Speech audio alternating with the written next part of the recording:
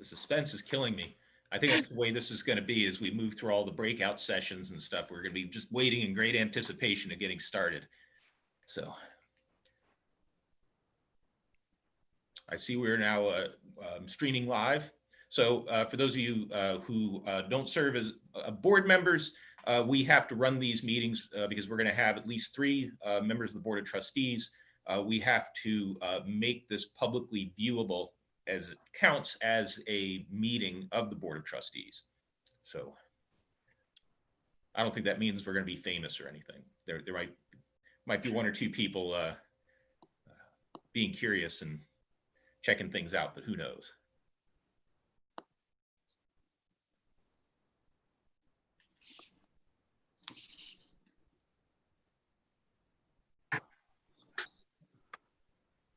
Hi, Faye. Welcome. Hi, how are you? Doing just fine. Good. Hey, Faye. Kelly, Hi, Sandy. Kelly, nice to meet you. I'm Joe Kuiper, Director of Virginia Museum of Natural History. We'll do some proper introductions here shortly. So, hi, Len. Hey there. All right. Jeff, I see you managed to join us. Yes, I'll be in mid dinner while we're doing this, so I apologize if you just see my photo instead of live video. No worries. We just appreciate you participating. Hey, Ryan. And hey, Joe. And Faye is committee chair. Since there are what, 4 board members present in this meeting tonight, so this counts as an official committee meeting. So we'll send out minutes for your approval later this week. Okay, great.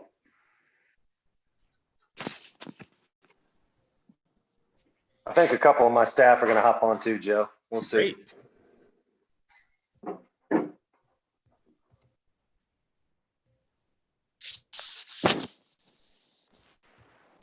Hey, Christy, how are you? Hey, I'm doing well.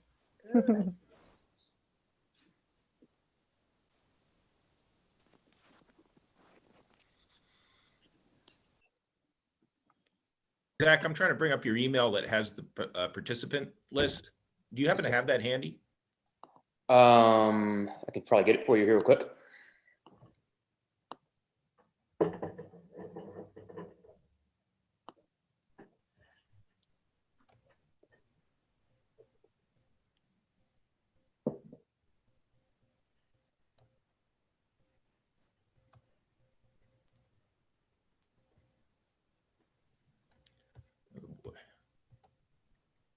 I have plenty to search through here.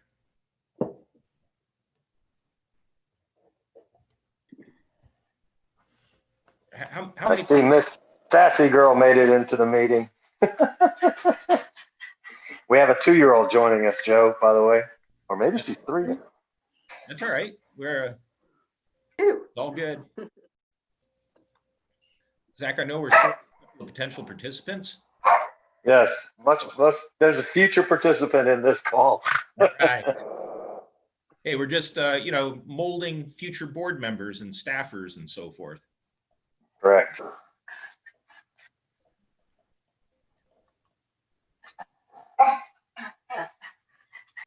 Hi, Dan. Thank you for joining us. Joe Kuiper here.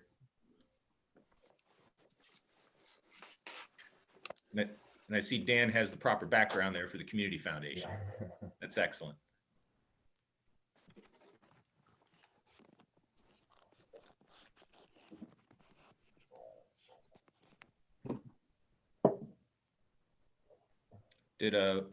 Zach, did we lose Faye?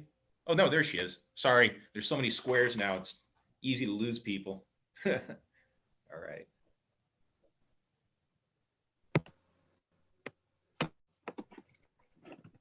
You must feel like the moderator for the old game show Hollywood Squares. This is even worse. I think there were only 9, wasn't it? Or was it 12? Yeah. I don't know, but you had some characters on there, so what was the guy was that Chuck Berry? No. Who was the moderator of that? Chuck Riley? Chuck Woolery. Who was it? Chuck Woolery, I think. Chuck Woolery. Yeah. Maybe. Who knows? Yeah. This is more like the Brady Bunch instead of Hollywood Squares, don't you think? Yeah. No, Brady Bunch second. It was Peter Marshall for the Hollywood Squares. Peter Marshall. Good. We stand corrected. Jeff, this is the Brady Bunch second generation. That's right. This is totally turning into trivia night at the local pub. Yeah. All right. I think this is what we're going to do. It's a little bit after 6:30. If somebody wants to join in as we progress, I know there's a couple of folks that they weren't sure if they were going to be able to join us or not. And then also, I know I did get word for a couple of folks who might have to bail out early. If that's the case, just go ahead and do so, and we'll make sure you get the results of the meeting later on in the week. So first of all, for those of you I haven't met, I'm Joe Kuiper, director of the museum. On the call tonight is Faye Cooper. She is a member of the Board of Trustees and is also the chairman of the Waynesboro Advocacy Committee, which is spearheading this effort to get input from education experts on our, in particular, our childhood learning desires for our Waynesboro campus. So Faye, I'm going to turn things over to you for a proper welcome. Sure. Thanks, Joe.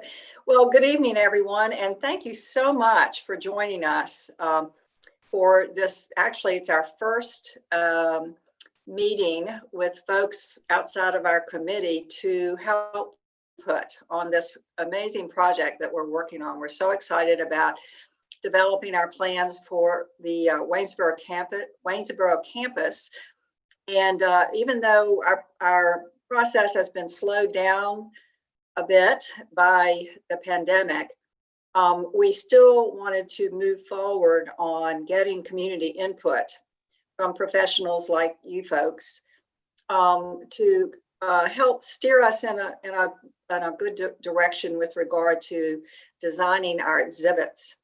And I'm so happy to see many of you and some familiar faces and folks who have been involved in environmental education and education in general. Sandy Green and Kelly Flanders, and there are just some great participants here. So we have kind of an agenda set up for this evening to get at several questions that will help steer us in this effort to prepare to open this wonderful campus to the Waynesboro community, which we feel will serve not only Waynesboro, but the entire Central Virginia region. I have a question for you all. Who has been to the museum's campus in Martinsville? Raise your hand. Not everybody. Most, but not everyone. And therein lies kind of one of our challenges, which prompted us to look at expanding our outreach. We're in Martinsville, as you all know. A lot of Virginians don't know we're there. And we feel like this expansion with a satellite in Central Virginia, or the Valley region, is going to really help us expand our mission and to reach more students, more families, and provide more opportunities to address STEM education in Virginia. So your input on developing these plans will really be incredibly helpful to us. And again, I just thank you personally for joining us this evening, and we look forward to discussion. So Joe, I'm going to turn it back to you to kind of go over the agenda. And maybe, do we need to do introductions of everyone? Okay. So introductions by Zoom are always a little awkward. They are. What we're going to do is, I don't know if my screen looks exactly like your screen, but I'm just going to go on my screen, left to right, top to bottom. And so when I call out your name, if you just let us know who you are and who you're associated with, that would be great, because you are going to be working together. So let's all get to know each other better. So I'm actually going to start with our guy running the technology tonight, Zach. Hey, everybody. I'm Zach Ryder. I'm the Marketing and Public Relations Manager for the Virginia Museum of Natural History. All right, Jonathan. Hey guys, I'm the CFO for the Virginia Museum of Natural History. Carol, you're up next. I'm Carol Nash. I'm James Madison University archaeologist, and I'm on the board of the Virginia Museum of Natural History. All right, Sandy. Sandy Green, retired, loving this project, and ready to do more field trips and fun things with kids. All right, Christy. Hi, I'm Christy Deathridge. I'm the education manager at the Museum of Natural History. All right. And I'm sorry, somebody has their screen labeled YMCA. I believe it's Rebecca. Rebecca, I'm the child care director at the Y. Maggie. No one can top that kind of introduction.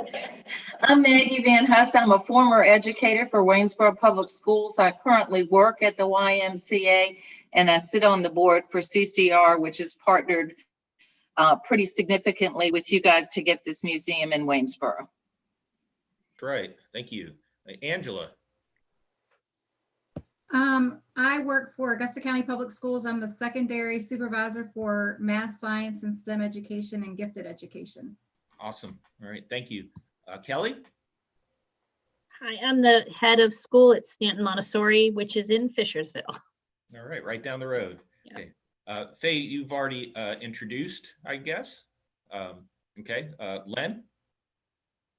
Hi, I'm Len Poulin. I am a member of the Foundation Board of Directors for the Virginia Museum of Natural History, and I'm also the president of the Center for Cold Waters Restoration, otherwise known as CCR, which Maggie referred to earlier. But this project's been our real initiative for about the last, I don't know, 8 to 10 years, Joe, something like that. Yeah, So, I think it's getting close to that's for sure. yeah. So, all right. Dan. Hi, I'm Dan Lehman. I run the Community Foundation, as the sign says. We're over in Stanton, but we serve Greater Augusta County, Waynesboro, Nelson, and Highland counties. Thank you. Tom. I'm Tom Benzing. I'm on the faculty at JMU, and I also serve as the chair of the Board of Trustees for the Virginia Museum of Natural History. Ryan, you're up. Hey everyone, I'm Ryan Barber. I'm the Deputy Director of the Museum of Natural History. Thank you. Leah, or is it Leah or Lee? It's Leah. Leah. I am the Assistant Child Care Director at the Waynesboro YMCA. Awesome. Thanks for joining us. Jeff. Sorry, taking myself off mute. I'm Jeff Fife, Executive Director of the Waynesboro Family Y. Thank you. And I've got one square labeled Augusta. Yeah, good evening, everyone. That's Eric Bond with Augusta County Schools. Awesome. Thank you for joining us, and thank you all. What we're going to do is I'm going to do a really brief rundown on where the project is and drill down to our desires to serve some of our youngest visitors there at the Waynesboro campus. So I'll be showing a few slides here momentarily. I just want to point out, if you hadn't heard the news, we had completed what the state calls the pre-planning process in 2019. The next logical step is to do the detailed design, which is an 18-month regimented process overseen by the state. That gives you all of the work needed to create the documents that go to a contractor to actually start building. So we were in the governor's signed budget to get the money for detailed drawing, which we don't know exactly how much it costs. They don't let you know that in advance. They just give you the money to do it. Interesting way to do things. That said, with COVID, all capital projects basically came to a halt. And that is, of course, to help pay for the COVID response and to basically get us to a point where we could hopefully very soon get back to operating normal. The word that we've got recently is that the state's revenues have been stabilized. There is no crystal ball. I'll just say that the good news is that it looks like the Virginia Museum of Natural History will not receive a budget cut for this current fiscal year. So that's indicative that things are maybe going better than we thought they may have just some months ago. So we stand ready to do the detailed planning. We don't anticipate we'll get the detailed planning money in 2020, but from the language we've gotten, there is a possibility that selected capital projects will be pushed forward at the beginning of fiscal year 2021. So we're still keeping fingers crossed. We stand ready to get back to work on this, as soon as funds allow. So we figured we'd take this time, since we have a delay, to talk to people who are experts in the field. We did this once before with area educators way back. This was maybe 2015 or so, maybe even, no, it was earlier than that. I think it was 2014. And we got some great ideas. So we thought we would bring people back together to talk about our plans and to be able to get some input from you and maybe begin to really solidify our ideas as how to best serve our youngest visitors. So Zach, can I share screen, please? Yes, you should have the ability now. All right, let's go ahead and do this.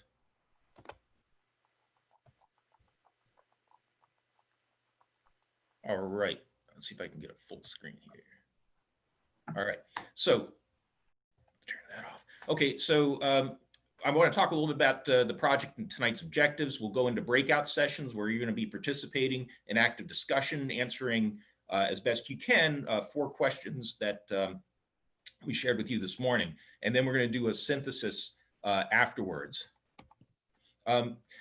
Pre-planning is a process by which you don't get anything close to final design, but you get a general concept. And really the big objective to succeed in pre-planning is to confirm the estimated cost of the project.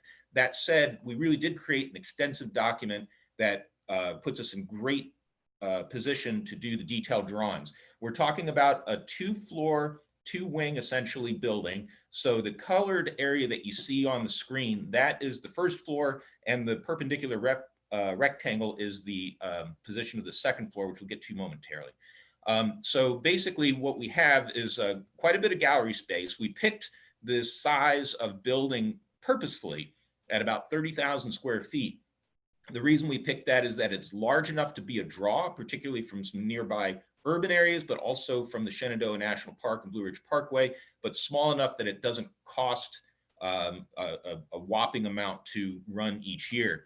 So if you follow my cursor, you will see this area here. This is where people would start their experience, a lobby and a store. We've got some classrooms over here. All this gallery space is going to focus very strongly on regional geology and hydrology and animal life and ecology. Towards the back in the lower left, we have a staff support area. And then up here, this is a 2,000 square foot gallery dedicated to students. We haven't settled on what the grade range would be or the age range would be. We're talking about maybe pre-K 5, something like that, but we have room for that. Here are some details. You see there's nothing really specific, even though there are some suggestions from the pre-planning study of different kinds of activities that children can engage in. We're still very early in terms of drilling down to what the specific activities will be. So this will pretty much be a work in progress through the detailed planning. If we move to the second floor, again, we have a big wide open gallery, plus at the bottom here, we have some more staff support area. Incidentally, one thing I forgot to mention is that this is in Constitution Park, right adjacent to Constitution Park. And we want to make sure that the park experience is blurred with the museum experience. And we want people to enjoy the park and the new upgrades that are going to be installed in the relatively near future. And then we can allow people to maybe interpret what they see in the park when they come to the museum, and vice versa. If they go to the museum first, apply their knowledge to their visit to Constitution Park and the Greenway, Shenandoah National Park, and Blue Ridge Parkway. All right, so this second floor here, again, we have some general areas that we're talking about. Paleontology up here, an area on archaeology up towards the top, with making connections between zoology, animal behavior, biodiversity, and so forth.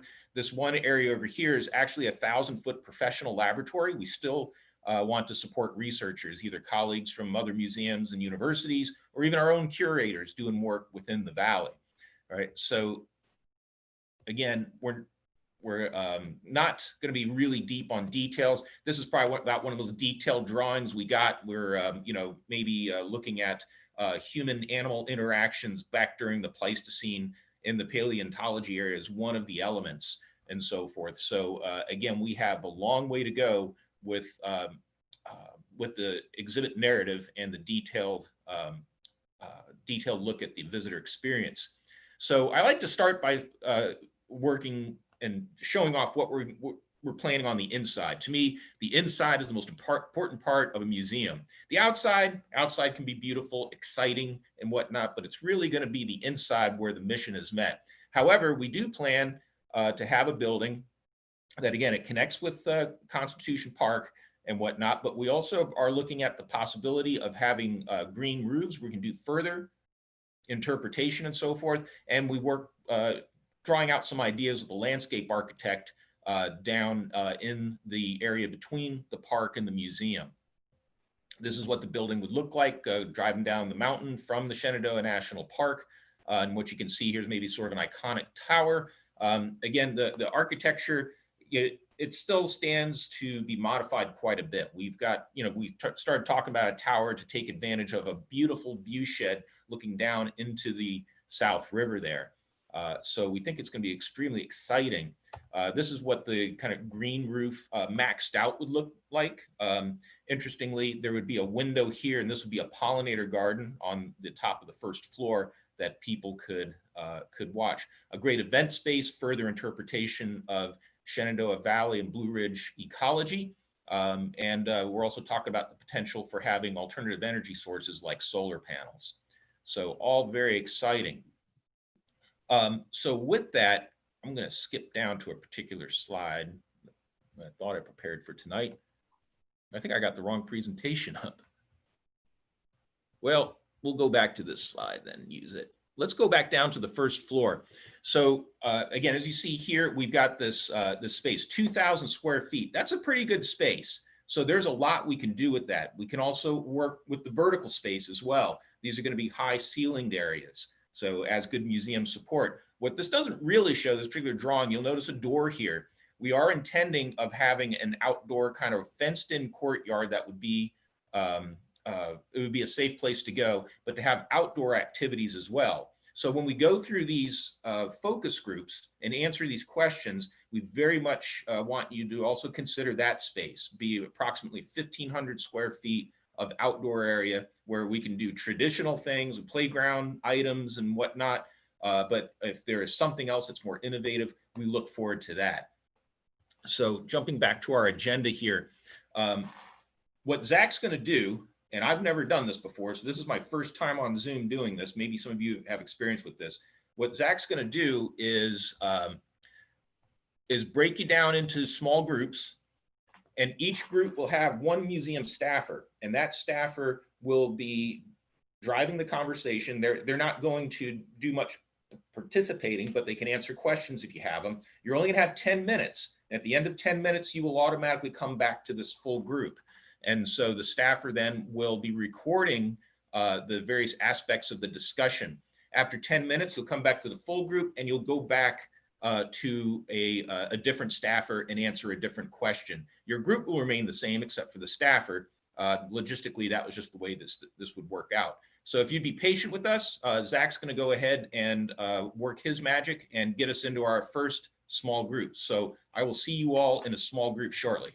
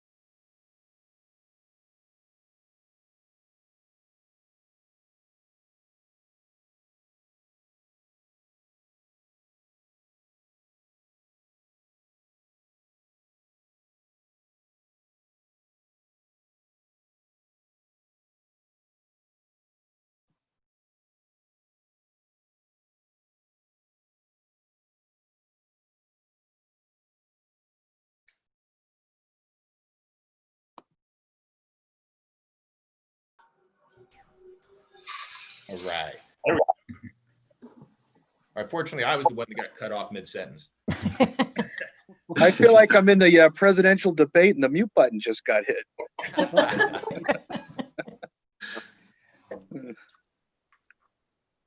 All right, so we're gonna move on to, you'll move on to your next question, and the staff will stick with their questions.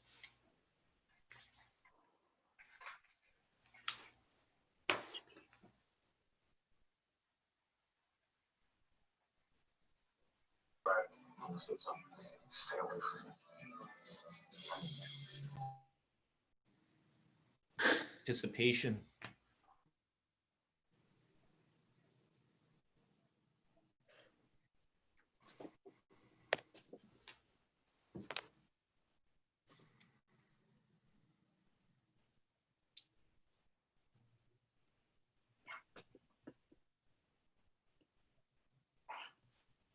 Maggie, what were you saying when you got cut off?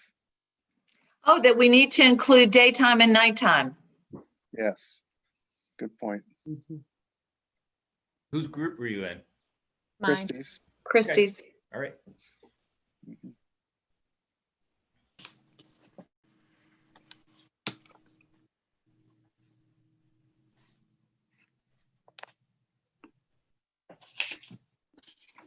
Okay, y'all are going to go back to your rooms now. Okay. Right.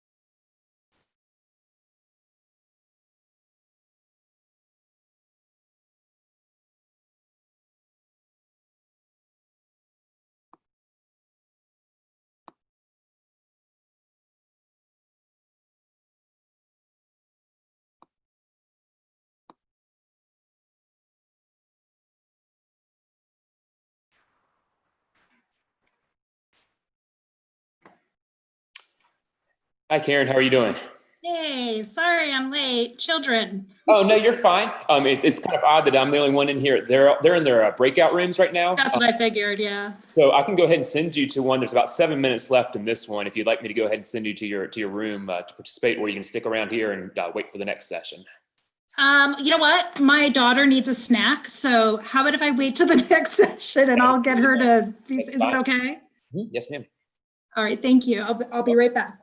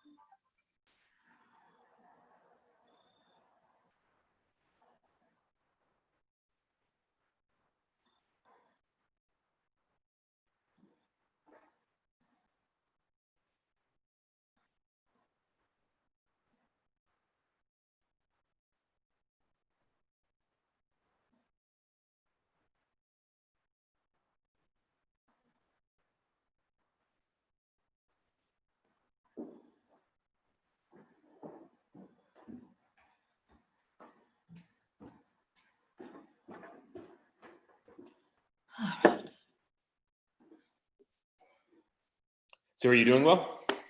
I'm doing all right. We just found out that the kids can wear Halloween costumes to school tomorrow. Oh, wow. Okay. And so we were not prepared for that. Oh, So okay. Target run and, you know. Well, that's exciting though. I mean, at least they have something to look forward to now. Exactly. Yeah, their school doesn't normally do that kind of thing. So it was just not on my radar. Oh, yeah, yeah. They're trying to do something extra special for them, which is sweet. Okay. Well, do you mind me asking what they're going as then? My 10-year-old is going as a red blob. Okay, I like it. And my 6-year-old is going as a magician. Oh, fantastic. Yeah. Fun. Brings back memories. Yeah. Yeah. It's so sad because last year for Halloween, here it was a hurricane effect. So we had massive rainstorm. So it was really no trick-or-treating. Yeah. It was like a zoo because like the city said, no trick-or-treating. But people were still like, well, this is the night we're home to trick-or-treat. So they got totally ripped off last year. And the year before that, my kids had pneumonia. Oh, God. So they haven't had Halloween. Oh, poor things. Oh, wow. Yeah. So it's a little extra special. All right. Yeah. So we're going to do like a scavenger hunt in our yard or something. Oh, that'd be fun. That'd be fun. Yes. It'd be nice to have a little more forewarning, I guess, but it's still a nice thing for the school. Yeah. And you know what? It probably had like more than, I just probably didn't see the email. Gotcha. Yeah. Who knows? There's about 1:38 seconds left until they all come back to this main room here. Okay. I'm just going to respond to an email then. Yeah.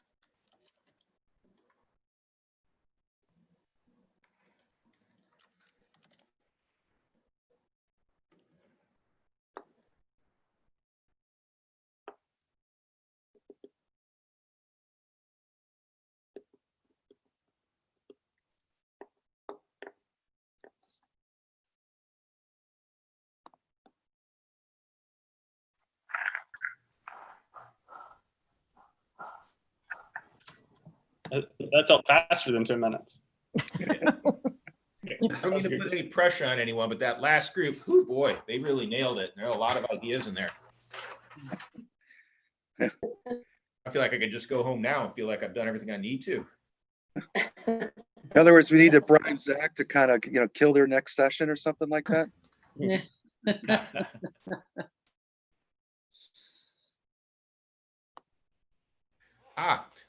Karen Orlando has arrived. Let me see. Where's she at? There you are. Hey, Karen. Glad you Hey. could join us. Thank you. I was telling Zach, we found out my kids are able to dress up in their costumes for Halloween tomorrow at school, which they don't normally get to do. So we had to do an emergency Target run. Here I am. Glad you could join in. We got 2 breakout sessions left. So you'll have a chance to participate in that capacity. So we'll just hang on while we get the technology adjusted, and we'll jump right into session number 3.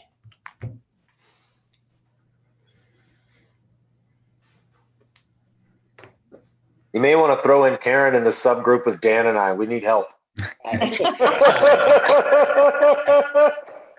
I read your mind, Tom. She's already in there. Brilliant.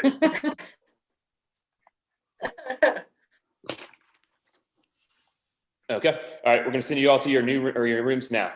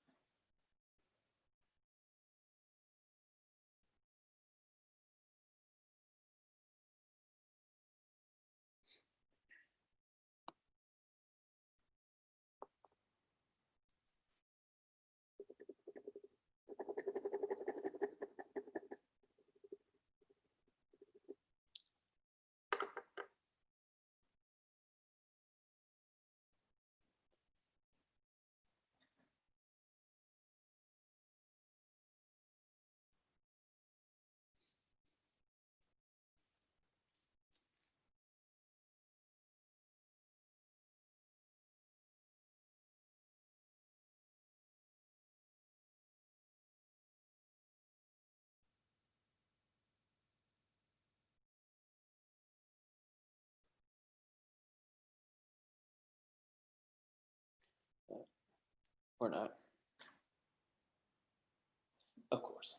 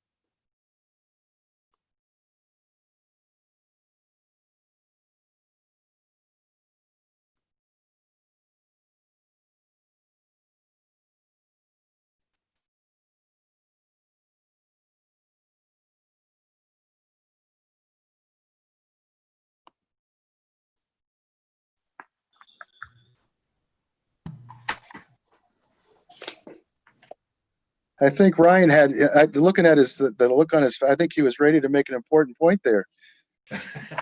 I was just gonna say, we're getting back to the main room. That was all. Okay. Yeah, I for the first time I noticed there's actually a timer in the upper right hand part of the screen.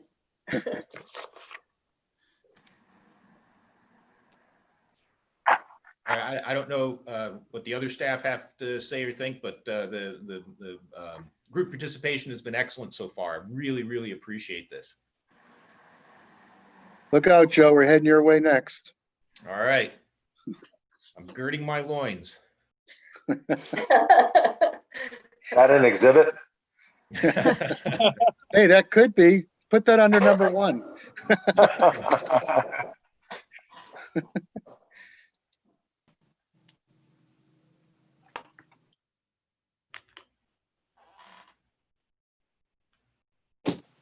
All right, we're going to start the rooms now.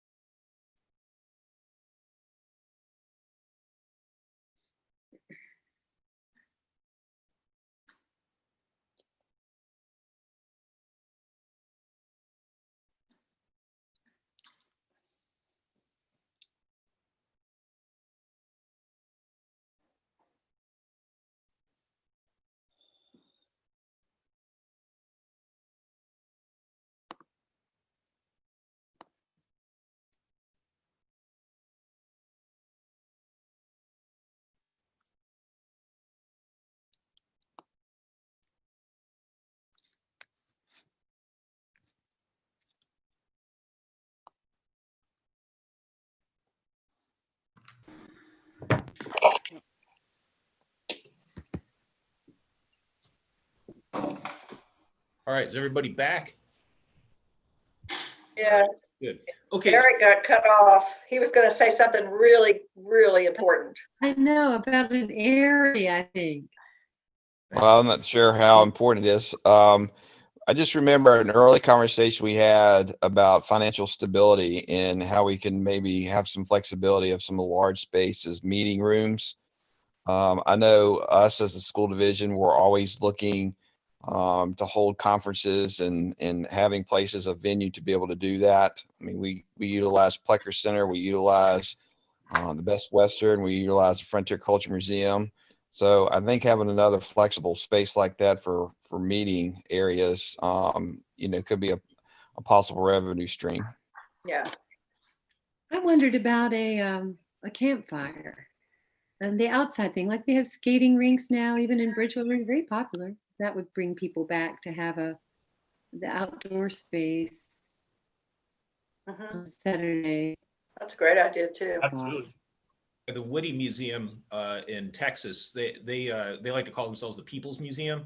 And so they actually encourage people to come after hours, and they do put stuff out where people can get their takeout food and then dine and just use, and it's also a very beautiful ground, so we might almost have that opportunity. And we are talking, we need to use every square inch to our advantage. So I fully anticipate some free to the public outdoor exhibits, maybe on the walls or at kiosks in the landscaping,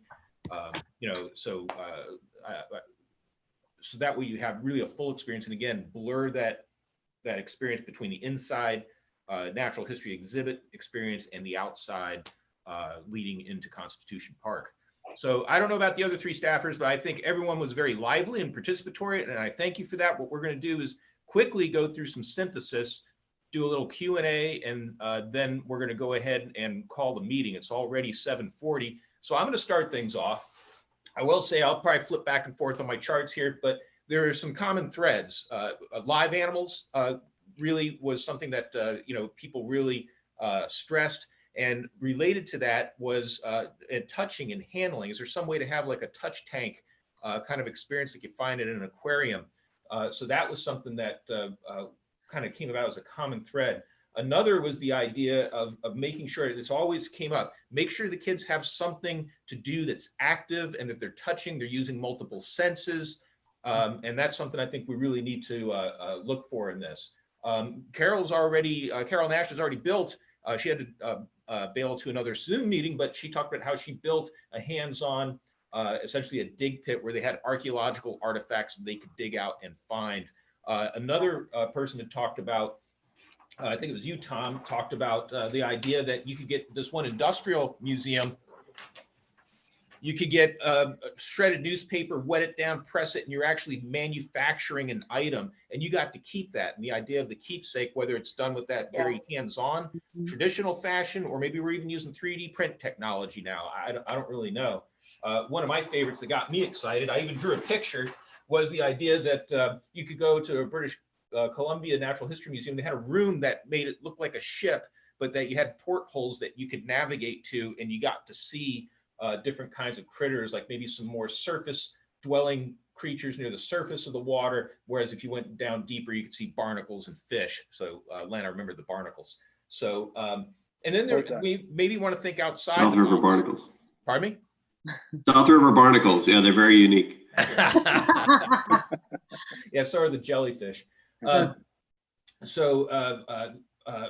just to kind of finish off, the idea that we might want to think a little outside the box, the topics that we don't normally cover but could, things like the human body and the different systems and organs, things like I was just looking at, like oh boy, it went right out of my mind, but the human body was one, and there was another one. Like with the use of vehicles, like we could have some kind of simulated vehicles, and you tie technology to it. So that way, if you're going through a landscape and seeing things, that can be changed up from visit to visit or visitor to visitor, right? And so then you can actually tie the experience that you get with specific SOLs and so forth. So So those are some of the threads that came through very commonly. And just so you know, each staffer, we're not going to cover every bullet point that we made, but we are going to summarize these and put them in a PDF and share it with everybody who participated. So, but I think those were some of the major kind of common threads. And lastly, spelunking came up in most of the groups, or at least the ability to crawl, to climb, to interact, and so forth. Someone came up with, they saw that you could go through different rooms in a museum, but it wasn't traditionally just walking through a doorway. There were either slides or things you had to crawl through or something like that. So to make that experience of moving through a gallery space or in between galleries, something that's very participatory. So I'll go ahead and turn things over to the next person. So Ryan, would you go next, please?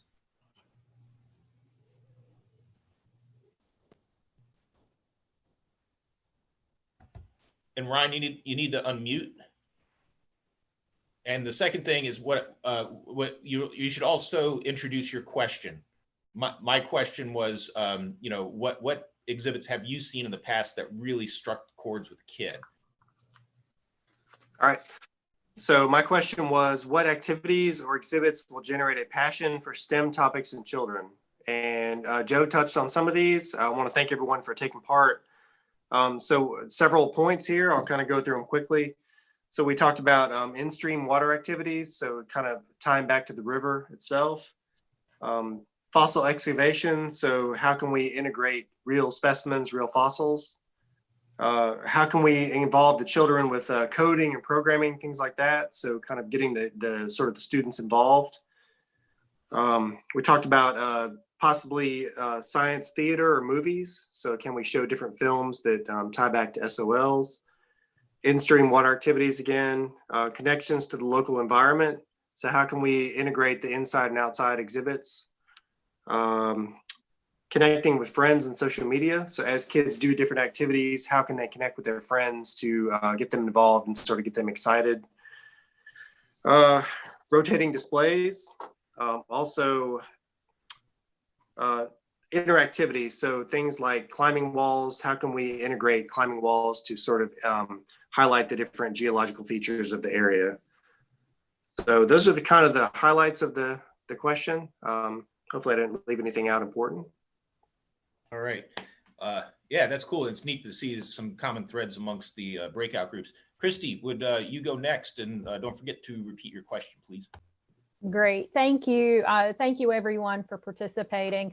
My question addressed the standards of learning. So what activities or exhibits will support the Virginia Science Standards of Learning? And some great conversations. Some things that the key points were just inclusion and equity and accessibility. No matter if it's the younger children or the parents that are in the room, but just keeping that in mind with things like waterways. Tying in the importance of clean water, meaningful watershed experience, things that the young children can do in the water. So touch tank, just the tactile experience with the waters, going into cycles, whether it is life cycles, the water cycle, geological cycles, things like that. So tying in the cycles with movement. Something that came up in several groups was including that movement and coordination skills, whether it's utilizing the outdoor space and having something that the children can manipulate or ride on, or the inside space with climbing walls and things like that, but tying in those processes, geologic time scale, fossil material, things like that. Coding came up, including coding, tying that in. Something very important is just having a purpose, making sure that it's purposeful, and highlighting the SOL material in the exhibit areas so that it can be recognized by not only the students, but as the teachers as well, and having follow-up information with that. touching on the social and emotional importance of children, students, everyone right now. So keeping that in mind. Supporting parental needs was something that was discussed too with ours. But yeah, so those were the big takeaways. Excellent. And parental needs, you mean just so that they're comfortable or occupied while their child is busy? A little bit of both, and just having the opportunity for the parents to have a space, but also interacting with their children. So having that combined learning space. All right, good. Thank you very much. Let's go on to Jonathan. Would you go ahead and cover your group? Okay, so I had fiscal sustainability, which is what activities or exhibits will children find attractive during repeat visits. I'd like to thank everybody, like everybody else. Lots of good input on mine. I had a little extra time, so I kind of organized them in what came up the most. First off, it's change. Minimum 2 times a year, parents are going to want to see those exhibits changing out. And I believe it was Faye said using our collections. We have, the 10 million different things we can bring out at any one time to change things up. Advertising at first is important. Then number 2, I guess, connection. So nature walks and a guided tour. So having a personal someone with you while you're doing the nature walk, or some kind of digital connection with codes. And then number 3, catering to parents is big. So coffee and comfortable seating, I think is another one that came up in each one. That's the way to get people back. Then space. I was surprised by space. So the kids are running inside, outside space. There's going to be distance, and then there's also visibility of the children. And then also breaking down the experience into different SOLs, so the younger kids can kind of take a chunk out at a time. They thought that would be good. So coming up, seating, dual purpose seating. So something should look, it might be a seat, but it could be also a log. It could be a rock, but as long as it told a story that the parents would find interesting and the kids could talk about, is good. Digital media, either movies or virtual reality. So I think that's something we could definitely look at. Then big, that came up a lot. Big and recognizable. So larger than life items or dinosaurs, something large the kids can see each time they come to the museum, and that they're going to want to ask for it every time. And then on the hands-on, of course, hands-on, live animals, cause and reaction. Can you tip this rock over and make it do something? Is there a domino effect? Can you see what happens next? Then a cool idea that came up was a dig pit of a full dinosaur skeleton outside that we slowly uncover throughout the year, and then have a big reveal gala, or if Dino Fest up there, the big reveal happens. And then incorporating memberships into the children's area. So while the parents were having their kids entertained, they could also either search the walls or kind of interact with something that would give them the membership, the idea that the membership's available. This is something that's, if you like this experience now, ask about memberships at the front desk. And then I kind of ask every group, how long should the experience be? And the average was 45 minutes to 1 hour. They feel like they got their money's worth and the kids were happy and they'll come back for that. That was the big. Traveling was different. So we'll say that people, 1 to 2 hours was kind of they want the experience to last for people traveling. But the repeat business is in the 45-minute to 1 hour range. And that kind of sums up my section. Karen or Rebecca, do either of your daughters want to chime in on what is something that is like their favorite kind of experience, museum or otherwise? Well, Stella's been very impressed with some of the ideas that have already been said. She's a big rock climber, so the wall idea was very exciting to her, right? Yeah. All right. What else did you like? Yeah. I don't know. What about digging for the dinosaur? Does that sound fun? Sort of. Yeah. Yeah, lots of kids like that. We have tried numerous dig pits of various kinds, and they're always popular. So anyway, good. All right. So this is what we're going to do. Like I said, we're going to combine all of this. The staff will combine all of this into one document as a review, and we'll share with the whole group when the Waynesboro Advocacy Committee meets again, which should be shortly. We will have some further discussion on this, but this I think was very useful to me, and I can't wait to read the full list from the other staffers.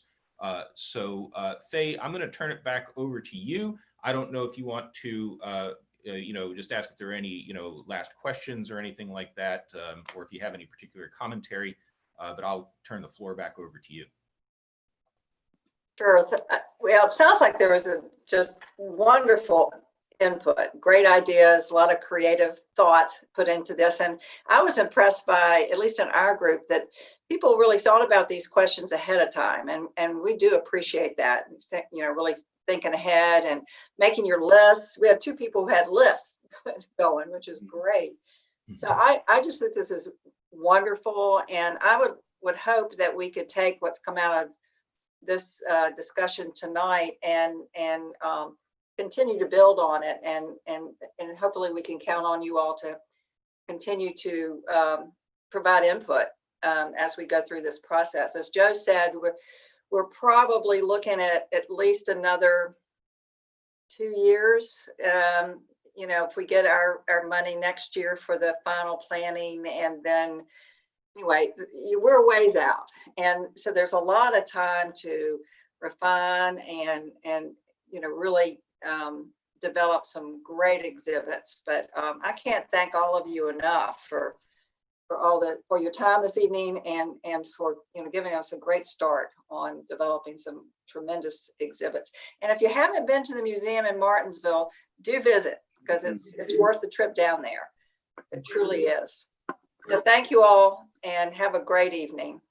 Thank you, everybody. Very much appreciated. Thank you for all you do. We'll be in touch.